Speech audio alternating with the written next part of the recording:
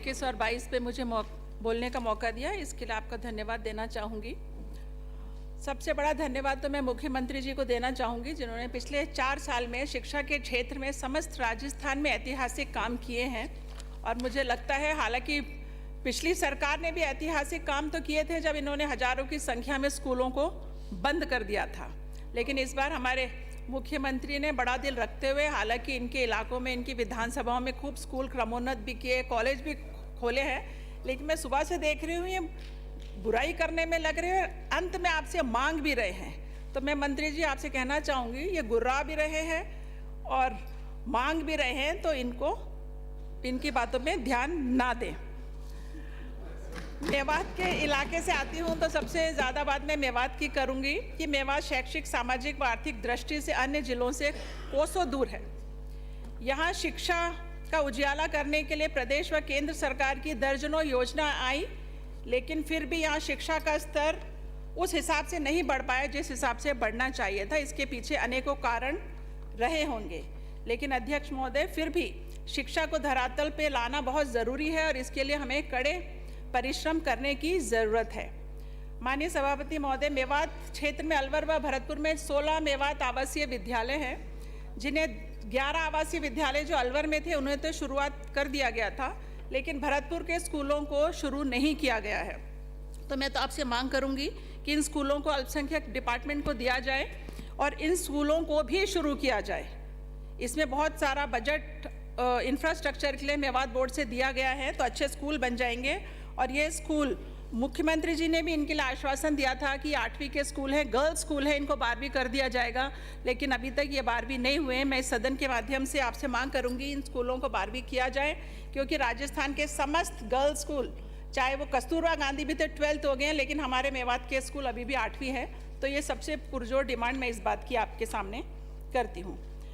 मेवात की बात करें तो अध्यक्ष जी, मेवात को पिछड़ापन, बैकवर्ड इस तरह से जोड़ा जाता है। सांगानेर से एक विधायक आते हैं, वो भी कह रहे थे, कल मुझे कह रहे थे जब पुलिस पे डिमांड थी कि विधायक जी, क्राइम तो आपके यहाँ से शुरू होता है, आपके यहाँ ही ख़त्म होता है। मतलब उनका कहने का मतलब था कि मेवात में ही क्राइम होता है, आता कहाँ से, हरियाणा से आता है और वापस चला जाता है। जैसे अभी आपने देखा कुछ दिनों पहले ही हरियाणा से लोग आए और हमारे 2 जुनेद और नासिर को किडनैप करके ले गए और उनको जिंदा जला दिया। उन्होंने बिल्कुल सच्चाई बयान करी है, बिल्कुल सच्चाई बयान करी है उस विधायक ने, ऐसा हुआ है।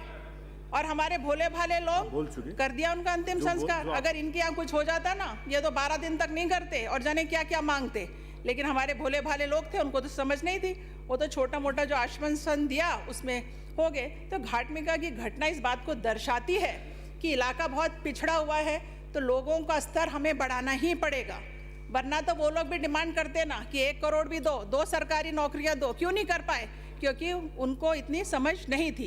तो मैं इस सदन के माध्यम से डिमांड करती हूँ, उन लोगों को वही सभी मिलना चाहिए जो उदयपुर में कन्हैया को मिला था। ये उनका अधिकार है। आदमी कोई भी मरे, जीवन का मूल्य सबका समान है इस देश में, इस लोकतंत्र में। आप इसमें भेदभाव नहीं कर सकते। आप डेवलपमेंट में तो भेदभाव कर सकते हो, लेकिन इस बारे में जो मौलिक अधिकार हैं लोगों के, उसमें आप भेदभाव नहीं कर सकते हो। ये संविधान में लिखा हुआ है, जो डॉक्टर भीमराव अंबेडकर जी ने लिखा था। अब बात करें हम शिक्षा की, तो मैं कहना चाहूँगी कि राजस्थान में आपका कोटा एक ऐसा कोचिंग सेंटर बन गया है, एक रोल मॉडल बन गया है। और कोचिंग सेंटर्स हमारे भी अलवर में भी हैं। अभी कुछ दिनों पहले मेरे सामने जब 24 से अभी बोर्ड एग्ज़ाम थे, तब कुछ बच्चों का फ़ोन आया कि मैडम, हमें हमारे प्रिंसिपल हॉल टिकट नहीं दे रहे हैं। मैंने पूछा क्यों नहीं दे रहे हैं? कह रहे मैडम, हम कोचिंग सेंटर में जाते हैं, हमारी फ़ीस तो कोचिंग सेंटर वाले ये स्कूल को देते हैं, फिर वो हमें हॉल टिकट देते हैं। फिर कोचिंग सेंटर वालों से पूछा, उन्होंने कहा हाँ मैडम, हमने फ़ीस जमा नहीं कराई है, हम सब करा देंगे, तो ये प्राइवेट स्कूल वाले प्रैक्टिकल में नंबर नहीं देंगे। मतलब ये टोटल माफिया है। वरना ऐसा क्या है इन कोचिंग सेंटर्स में जो सरकारी स्कूल्स में नहीं है? सरकारी स्कूल्स के टीचर्स अच्छे हैं, क्वालिफाइड है, और यही टीचर्स जाके कोचिंग सेंटर्स में पढ़ाते हैं, और वो बच्चों को मानसिक प्रताड़ना इनकी वजह से हो रही है, कोचिंग सेंटर्स और ये प्राइवेट स्कूल वालों से। प्राइवेट स्कूल वाले उनको पेपर्स पे एडमिशन देते हैं, उनकी अटेंडेंस नहीं होती। तो मैं तो आपसे कहना चाहूँगी कि प्राइवेट स्कूल्स में 11th और 12th में बायोमेट्रिक अटेंडेंस आप कराइए, ताकि ये बच्चे उसी स्कूल में जाएँ और कोचिंग में ना जाएँ, ताकि सच्चाई सबके सामने आए।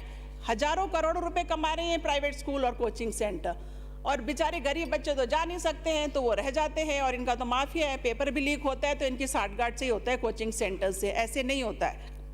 तो इस बात की मैं डिमांड करूंगी कि प्राइवेट स्कूल्स पे थोड़ी लगाम कसनी चाहिए। इतनी अधिक फीस भी ये वसूलते हैं और मनमाने काम भी ये करते हैं। अब मेरे इलाके की बात करूं तो बहुत से स्कूल मुख्यमंत्री जी ने दिए हैं, कोई कमी नहीं छोड़ी है। स्कूल्स हों चाहे कॉलेजेस हों चाहे सब्जेक्ट्स हों, छप्पर फाड़ के दिया है। लेकिन मुख्यमंत्री जी तो हमारे अभिभावक हैं। मुख्यमंत्री जी ने कहा था कि आप मांगते मांगते थक जाओगे, लेकिन मैं देते देते नहीं थकूंगा। तो मैं तो फिर मांगूंगी कि हमारे इलाके में एक चोरेटी उस्तुमरार स्कूल है, उसको 12वीं किया जाए। एक मांडकी में है, बूजाका में है, ईसन के पास में इन स्कूलों को भी 12th किया जाए, क्योंकि बहुत ज़रूरत है अगर हमें मेवात का सो कॉल्ड पिछड़ापन दूर करना है तो। इसके अलावा साडोली में एक बालिका स्कूल है जिसको 12th किया आपने, लेकिन वहाँ जगह की कमी है तो हमें नई जगह अलॉट करवाई है, तो उसके लिए पूरी बिल्डिंग का पैसा भी मैं चाहूँगी सरकार की तरफ से दिया जाए। इसके अलावा साइंस सब्जेक्ट्स खुलने हैं, बल्कि मैं तो कहूँगी सभी 12th के स्कूल्स आपने जो क्रमोन्नत किए हैं सभी में साइंस सब्जेक्ट भी होना चाहिए और आर्ट्स भी होना चाहिए, वरना ये गाँव में रहने वाले बच्चे बेचारे डॉक्टर इंजीनियर कैसे बनेंगे। तो सभी स्कूलों में साइंस हमारे यहाँ होना चाहिए। और बहुत से प्राइमरी स्कूल्स हैं जिनको ज़रूरत है आरटीई के अनुसार कि उनको 8वीं कर दिया जाए। और कॉलेज की बात करें तो मैं मंत्री जी से कहना चाहूँगी कि आपने 3 कॉलेजेस दिए हैं, फिर भी अगर एक पॉलिटेक्निक कॉलेज और आ जाए रामगढ़ में तो मुझे लगता है बहुत बड़ा काम हो जाएगा पूरे इलाके में। और जो रामगढ़ में कॉलेज है उसको राजकीय कॉलेज बनाना चाहिए, पोस्ट ग्रेजुएट कॉलेज बनाना चाहिए और कुछ सब्जेक्ट्स भी इसमें ऐड करने चाहिए। और महिला शिक्षा की बात करें सभापति जी, तो मुझे लगता है कि अन्य देशों की तुलना में हमारे देश में तो महिला शिक्षा बहुत ही पीछे चल रही है। और शिक्षा में मुझे लगता है कि इसको जो संभाल रहे हैं वो पूरे पुरुषों के हाथ में है। तो मुझे लगता है इस डिपार्टमेंट में ज़्यादातर महिला ऑफिसर्स होनी चाहिए। हमारी बैठी हैं अल्पना अरोड़ा जी, इन्होंने पहले भी बहुत काम किया है, तो ऐसी IAS ऑफिसर्स अगर आप लगाएंगे शिक्षा विभाग में ज़्यादा से ज़्यादा तो मुझे लगता बहुत अच्छा काम होगा। बल्कि मैं तो यही कहूँगी कि स्कूल्स जो आपने 12th करा दिए तो हमें रूम्स मांगने की क्या ज़रूरत है। अगर आपने 12th का स्कूल कराया तो उसमें 12 कमरे होने ही चाहिए। अगर आपने 8वीं किया तो उसमें 8 कमरे होने चाहिए और 5वीं है तो 5 कमरे होने चाहिए। और साइंस है तो लैब होना ही चाहिए। ये सारी चीज़ें मुझे लगता है मैनेजमेंट लेवल पे तय हो जानी चाहिए कि कहाँ किसकी ज़रूरत है और उसके अनुसार इनको बांट देना चाहिए। मुख्यमंत्री जी ने बहुत काम किए, रोज़ बच्चों को दूध मिल रहा है, यूनिफॉर्म मिल रही है, 200 रुपये सिलाई के भी मिल रहे हैं। 200 रुपये के बारे में भी बहुत सारे MLA जिक्र कर रहे थे कि 200 रुपये में क्या होगा, कुछ तो होगा। ये भी बहुत बड़ी बात है कि कुछ तो होगा, कुछ दिया ही तो है, किसी से कुछ लिया तो नहीं है। लेकिन इसको जब नेगेटिव सोच होती है तो मुँह से भी सब बातें नेगेटिव ही निकलती है। और जो बात आई है इंग्लिश मीडियम की, बहुत बड़ा कदम है इंग्लिश मीडियम का। मुझे ध्यान है जब मैं पहली क्लास में थी तो मैं भरतपुर में थी, तो वहाँ तो अंग्रेज़ी भी हिंदी में पढ़ाते थे। फिर 5वीं क्लास में मैं साउथ इंडिया चली गई तो वहाँ हिंदी की मैडम को ही बस हिंदी आती थी। तो ये बहुत फ़र्क था। आज से मैं 40-45 साल पहले की बात बता रही हूँ, और यहाँ स्कूल्स में अब इंग्लिश आ रही है। तो मतलब हम काफ़ी ये मानो कि 50 साल पीछे चल रहे हैं इंग्लिश के मामले में।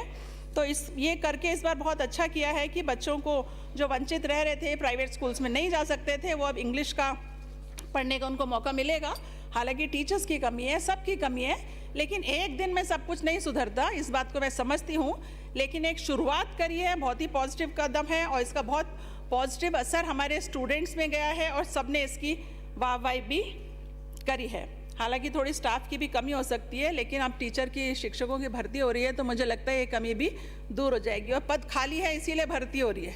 पद तो बढ़ाते रहते हैं, स्कूल बढ़े तो पद भी बढ़ेंगे, खाली होंगे तो भर्ती होएगी और नौजवान हमारे नौकरी में भी लगेंगे।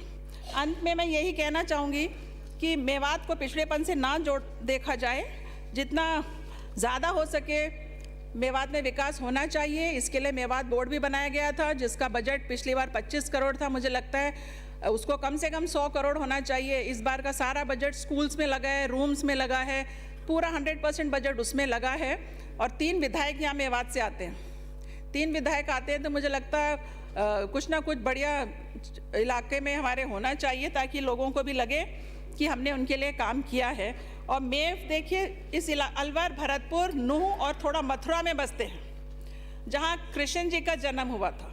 मैंने भी पूरा इतिहास निकलवाया जागाओं से कि भाई हमारा इतिहास क्या है। तो उस इतिहास में निकल के आया कि मेव तो राम और कृष्ण के वंशज हैं। चाहे धर्म का परिवर्तन हो गया हो, कुछ भी हो गया हो, लेकिन खून तो आदमी का नहीं बदलता, खून तो हम में राम और कृष्ण का ही है। तो इस बात को आप लोग ध्यान में रखें सब लोग कि मेव क्या है और इन्हें मेवा समझे।